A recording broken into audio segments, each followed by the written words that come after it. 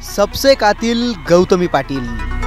आपल्या मादक अदांनी महाराष्ट्राच्या तरुणाईला भुरळ घालणारी गौतमी पाटील कायमच चर्चेत राहते। तिचा डान्स, तिचे व्हिडिओ, तिच्या अदा आणि तिच्यावर वेगवेगळ्या लोकांनी केलेल्या टीका अशा कितीतरी कारणांमुळे चर्चेत राहणारी गौतमी सध्या वेगळ्याच कारणामुळे चर्चेत आली आहे। ते कारण आहे गौतमी पाटीलच्या कारचा अपघात। होय, तुम्ही खरंच ऐकलं। गौतमी पाटीलच्या कारचा अपघात झालाय। पुन्हा एकदा ऐका, अपघात गौतमी पाटीलच्या कारचा झालाय, गौतमी पाटीलचा नाही।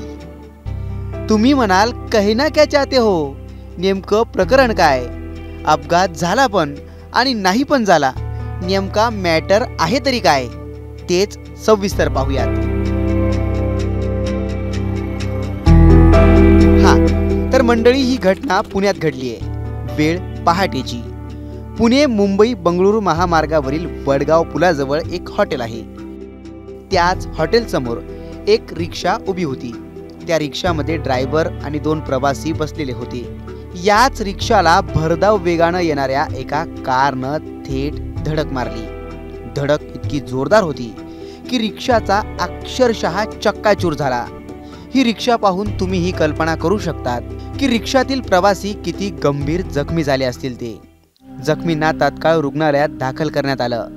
पोलिसांनी ड्रायव्हरलाही ताब्यात घेतलं आणि त्यानंतर या प्रकरणात गौतमी पाटीलचं नाव समोर आलं। कारण ज्या कारनं रिक्षाला धडक दिली ती कार गौतमी पाटीलच्या नावावर होती, पण त्या कारमध्ये गौतमी पाटील नव्हती। पण गौतमी पाटीलच्या कारचा अपघात झाला ही बातमी समोर येताच सोशल मीडियावर तुफान चर्चा सुरू झाली। अनेकांनी गौतमीबद्दल चिंता व्यक्त केली। गौतमीच्या चाहत्यांमध्ये संभ्रमाचं वातावरण निर्माण झालं। पण त्यानंतर स्पष्ट झालं की अपघात झाला त्यावेळी गौतमी कारमध्ये नव्हती। हा अपघात कसा झाला याचा पोलीस तपास करतायत, पण गौतमीच्या ड्रायव्हरच्या निष्काळजीपणामुळे हा अपघात झाल्याची प्राथमिक माहिती समोर आली आहे।